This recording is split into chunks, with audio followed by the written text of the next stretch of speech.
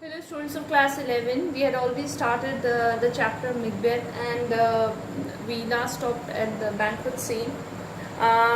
We have seen that how getting influenced by the prophecies of the witches, Macbeth and Lady Macbeth kill Duncan, and after that they decide to nullify the prophecy of the witches regarding Banquo, so they arrange for a banquet, and on the way they beset hired killers who would kill both Banquo and his son Fleance.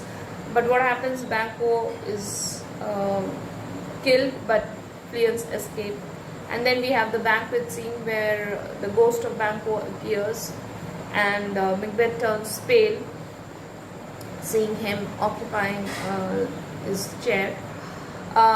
And then very cleverly Lady Macbeth dismisses all the guests, telling that Macbeth is under.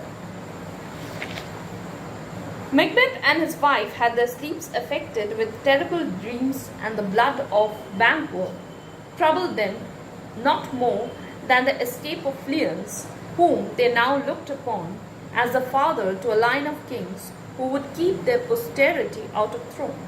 With these thoughts, they found no peace, and Macbeth decided to visit the heath once more in search of three weird sisters to know his final outcome.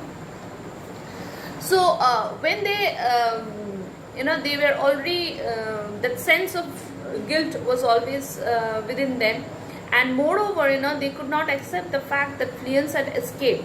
So they realized that since Fleance is alive, so that is the reason why their future sons, that is the future sons and of Macbeth and Lady Macbeth, would not be able to become the kings of Scotland. So this had given both of them sleepless nights. So Macbeth decided that he would visit the weird sisters, that is the three witches, once again, to know what was in store for him in future. He found them in a cave near the heath, where they were engaged in preparing their charms, in which they conjured up infernal spirits to reveal their futurity. Their horrid ingredients were toads, bats and serpents, the eye of a newt, the tongue of a dog, the leg of a lizard, the wing of a night owl, the scale of a dragon, the tooth of a wolf, the mummy of a witch, the root of a hemlock, the gall of a goat, the liver of a Jew, and the finger of a dead child. Macbeth found these three witches in a cave, and what were they doing? They were conjuring up spirits, trying to call the spirits to give answer to their questions, and reveal the futurity means reveal the future. And what means, how were they? What did they do to call these spirits? They were, boiling a lot of things in a big cauldron. And what were their ingredients? What did they add to it? Toads, bats, serpents, eye of a newt. Newt is a small creature. Tongue of a dog, leg of a lizard, wing of a night owl, scale of a dragon, mummy of a witch, that is a dead body which has been mummified, of a witch, root of a hemlock. Hemlock is a very poisonous plant. The stomach of a goat, gall of a goat. Gall is stomach of a goat, and liver of a Jew, and finger of a dead child. All these was set on to boil in a huge cauldron, which was cooled by a baboon's blood. To this they poured in the blood of a sow that had eaten her young, and they threw into the flame the grease that had sweetened from a murderous gibbet.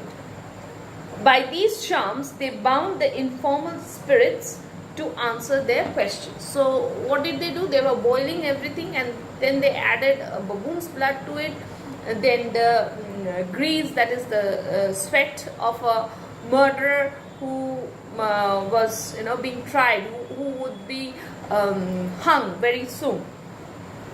And they also poured the blood of a sow, that is a pig, a female pig, who had herself eaten her young one, okay, herself eaten her child.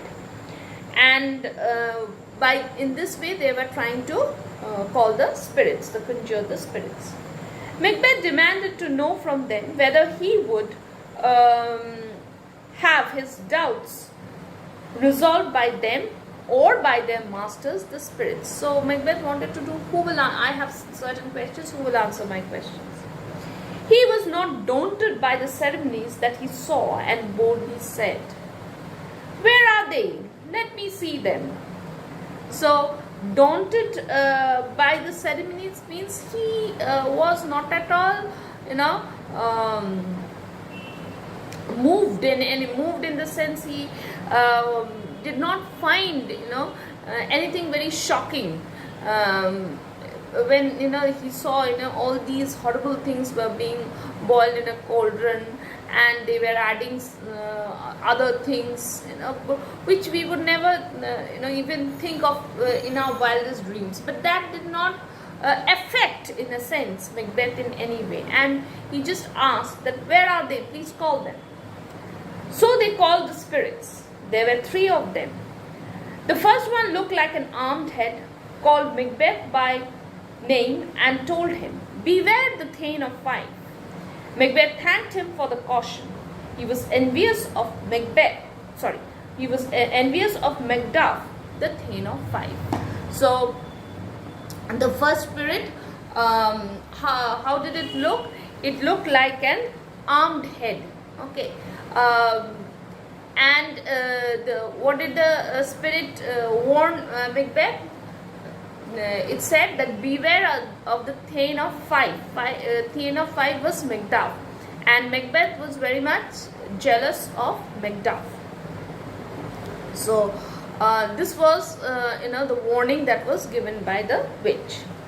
The second spirit arose in the likeness of a bloody child. He called Macbeth by name and told him to have no fear of death, but to laugh and scorn at the power of a